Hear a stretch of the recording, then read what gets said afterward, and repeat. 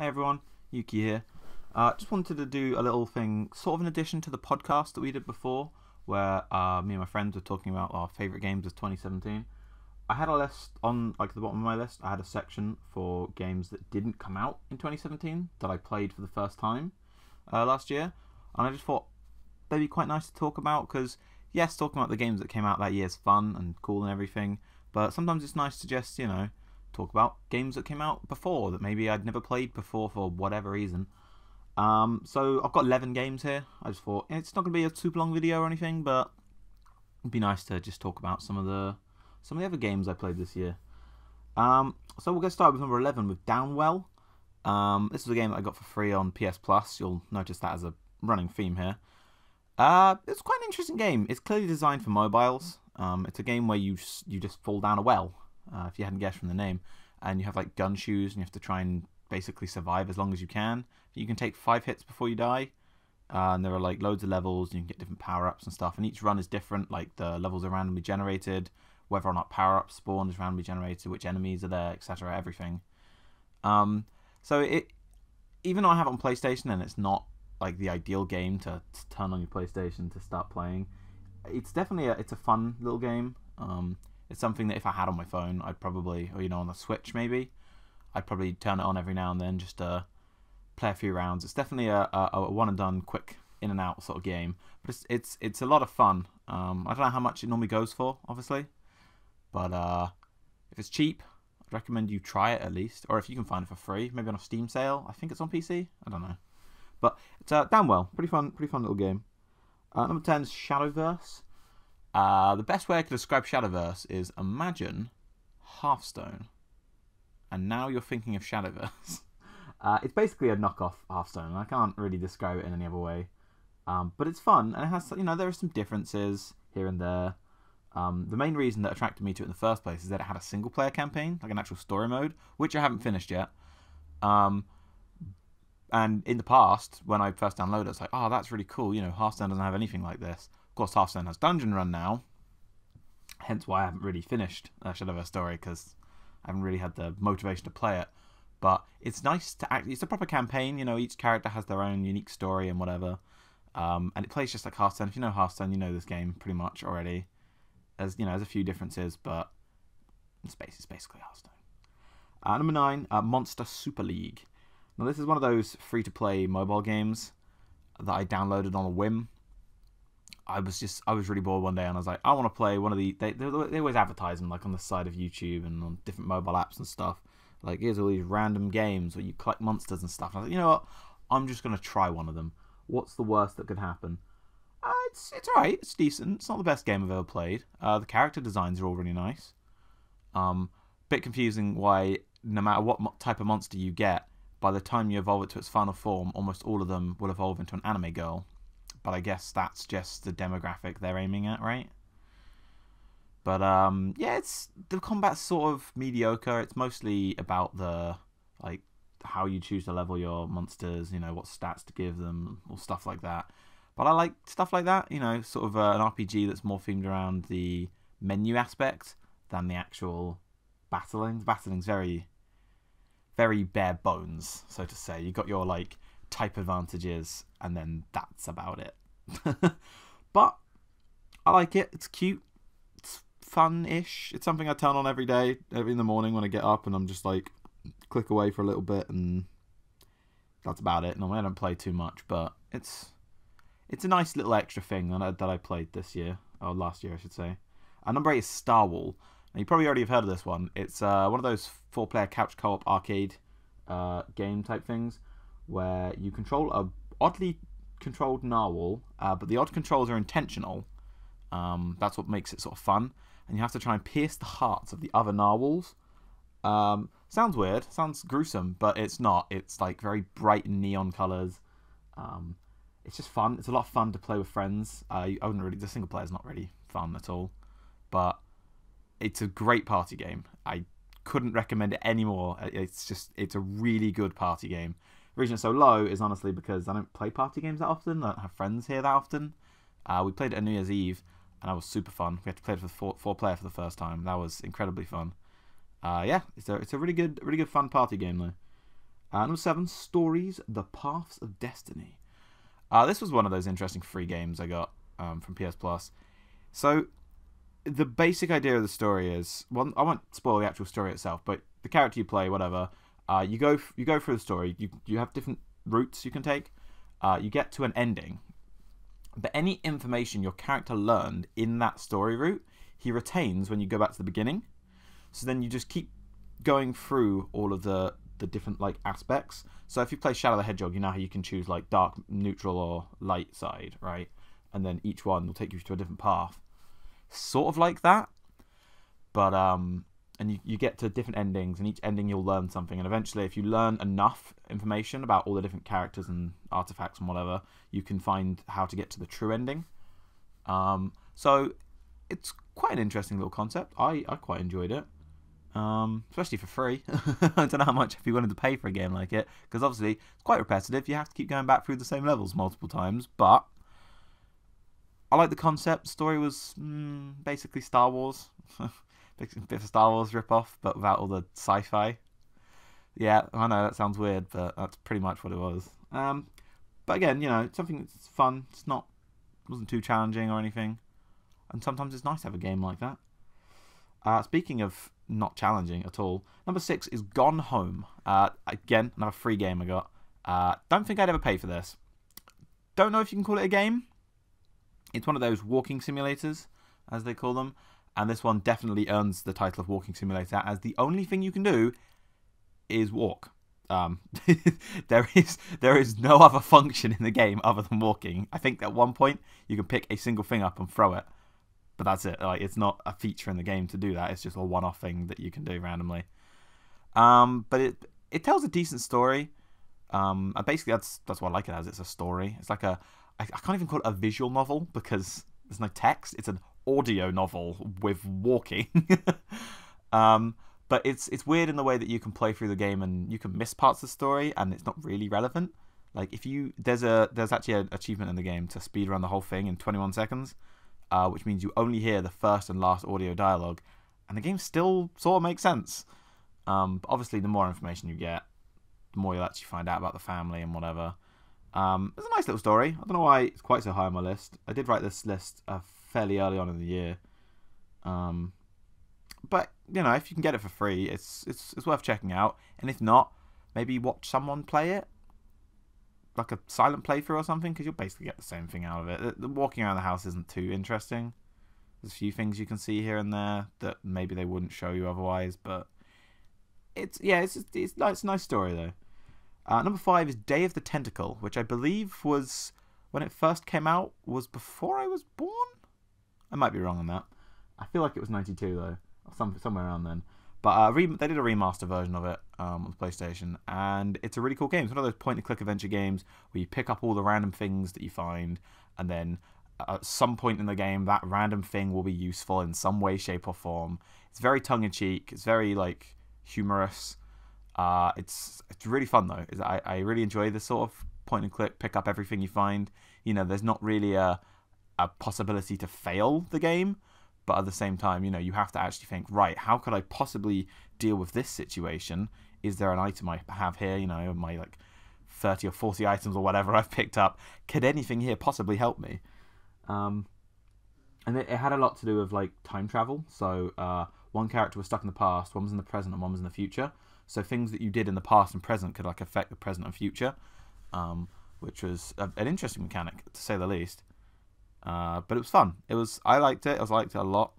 And I'd probably just, you know, haven't got anything super amazing. It wasn't like a really in-depth, completely different game or whatever. It was a remaster of a really old game, so you can't expect too much from it. But it looked nice. Characters were all funny. The writing was funny. Yeah, good time.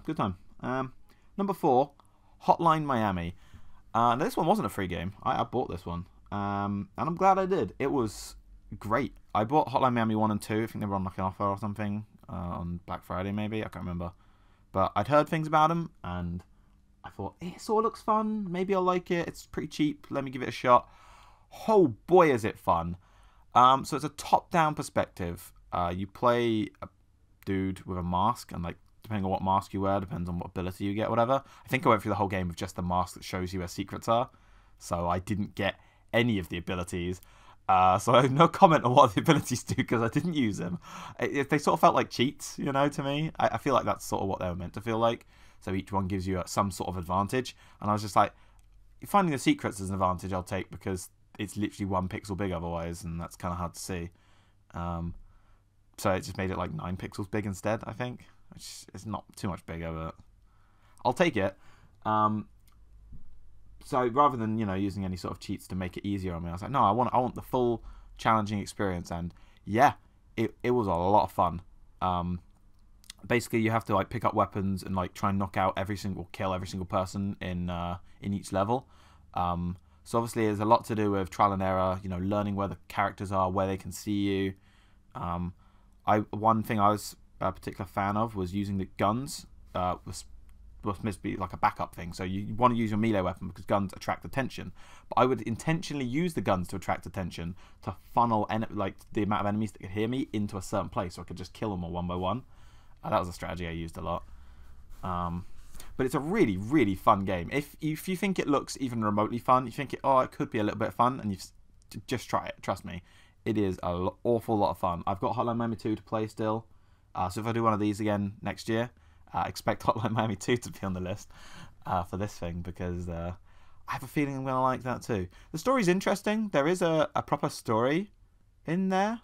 It's quite well hidden. You have to get like the perfect ending to get it, but there is a story in there. It's interesting. I think it'll go more into the story in number 2, so I won't comment on that too much. But speaking of story games, number 3 for me was Life is Strange. Now, part of me wanted to put this higher because I really enjoyed this game. I will say again, I got this for free. It's the last game on my list I got for free, don't worry. I probably would be willing to pay for it now that I've played it, but I don't know if I'd be willing to pay for like every episode as one, you know. I don't know how expensive it would be doing it that way. I guess they sell it as one thing now. And I know last year the prequel to this came out, which I haven't played or looked at all, but I will probably in the future, maybe if they give it away for free. But it was a really involved story. The story of this one really like grabbed me. I was like, I just want to know what's going on. I want to know what's happening. And it was great. Yeah, the resolution was great. The whole thing it was really good. Obviously, there isn't much gameplay to it. You can take pictures of stuff, which is alright. I can't remember how that worked. I don't think you actually had a camera. I think it was literally just sometimes you click on something and it would let you take a picture. Actually, now I'm thinking on it, which is quite lame, but meh. The characters were all great. I gotta say that everyone else's favourite character is probably my least favourite character. But apart from that, I won't specify in case that causes a hate mob on me. Life is Strange is a really good story, and while I would definitely recommend you try playing it for yourself, rather than watch someone else do it. I know there's not really much gameplay and it's all like game choices and stuff. Like it's a visual novel through and through, but it's definitely one I'd say is more worth you playing rather than watching someone else play. You know, if you're into those sort of things. Number 2, Last of Us. I guess technically the top game. I'll get to number 1 in a minute. Last of Us was just so good. It was fantastic, honestly. I went into it thinking I'd like it, and I ended up loving it way more than I expected to. I have only played for it once. I probably am going to play for it a second time somewhen. Maybe me and Sam could race that this year. I think he has that game. Maybe I'll suggest that to him at some point. So I played obviously the remaster version because I never had a PS3. It was one of the games on the PS3 I missed out on. It was them and Uncharted, and I haven't played Uncharted yet, but I will get to them. It was just like when you think of a zombie game, you think, oh yeah, you know, it's gonna be like your Dead Rising, your Left Dead, and your Resident Evil, and it really wasn't. It was so much more character and story driven than any of those, but like not to the point of it just being the Walking Dead Telltale games, where there is very little to do at all, and it's all story character driven. And even then, I'm not a huge fan of Telltale games, so I'll leave it there. But Last of Us was a lot of fun. The gameplay was actually fun, you know, having to find resources to keep yourself alive and stuff. Obviously the characters, the interactions between like Joel and I've forgotten her name. What's the girl called? I want to call her Zoe because she looks like Zoe from Left 4 Dead, but that's not her name. Ellie? I think it's Ellie. I might be wrong on that, but it's quite interesting to see how they get more and more used to each other as the game goes on. Definitely, if I had to recommend a game on this list that I've said so far, that is, well, I'd recommend them in the order that they're going in, even though like all the early ones were free, so I guess I can recommend them easily because you're not wasting anything but time if you don't like it. But if you haven't played Last of Us, I think you probably will like it. I mean, obviously it's a genre thing, right? You know, some people only like a game of a certain genre, but I think there's a high chance that you'll like it regardless. Alright, my number one is Dragon Quest Builders. The reason I'm only going to half mention this is because I did technically put this on my list of last year on the podcast. But I had only played it for the first time in February, and I'd only just started it when it was on my list last year. Obviously I finished it multiple times, actually. So this has become one of my favourite games of all time. If I had to do like a top 20 games of all time, I genuinely think Dragon Quest Builders would be in that top 20 at some point. Not quite top 10, but still not my favourite Dragon Quest spin-off. That's still Rocket Slime. But going into it, just thinking, I saw it look like a Minecraft knockoff, right? And I just thought, I don't really care. I have a weird habit of always playing Dragon Quest spin-offs, even though I've never played a main game Dragon Quest game. So I just thought, oh, I gotta play it, right? Even though I've never played Heroes either, because they're basically knockoffs of those Fire Emblem games. No, that's not right. What are they called? Warriors game, Dynasty Warriors, and I don't like those, so we'll ignore those. But I just thought, well, I'll give it a shot. It could be fun. It took me ages to find it. When I did finally find it, I thought, let's see how much I enjoy this. And I enjoyed it a ridiculous amount. Like, I honestly can't believe how much I enjoyed it. It's coming out on Switch. They're re-releasing it on the Switch next month. And I'm just straight up going to buy it again so I can play it on the go because I like it that much. And I don't really understand because Minecraft's alright, but I don't like it that much. I guess it's something to do with like the fact that there's actually a story. Like, you gathering resources actually has a purpose and a relevance rather than just do whatever the heck you want. I don't know, you could argue, well, you could be fighting the Ender Dragon or whatever the other bosses they've added, the Wither and the Guardians, I don't know. But you sort of set those goals for yourself, whereas this game's like, no, there is a story, there are characters, characters give you missions, you know, it's like a proper RPG, but also Minecraft mechanics. And it works really well, you know. Like, it has the RPG mechanics too, you know, you get different weapons and stronger weapons and powers on them and whatever. I really had a lot of fun. I had a lot more fun with it than I ever expected to. And I think that's what makes a game really good for someone. If you go into it with like no expectations at all, and then you end up loving it. So with Last of Us, I loved it, but I kind of knew I would, so it didn't surprise me, you know. I expected to like it. Whereas Life is Strange, which is the highest of the free games on it, I went into it just thinking, I can't be bothered to play a game right now, but I sort of want to. Like, I'd already done Gone Home, which I literally only played because I heard that the achievement's really easy to get, and I was like, I've got nothing better to do right now. Let's just walk through this game and get a platinum in it or whatever. Turns out it doesn't even have a platinum trophy, but whatever. But then I found out, wow, I actually quite enjoy these walking simulators because I could just get to chill. I don't have to think, and the game's just telling me a story. It's like reading without all the effort. Wow, that makes me sound terrible. Monica would be disappointed in me.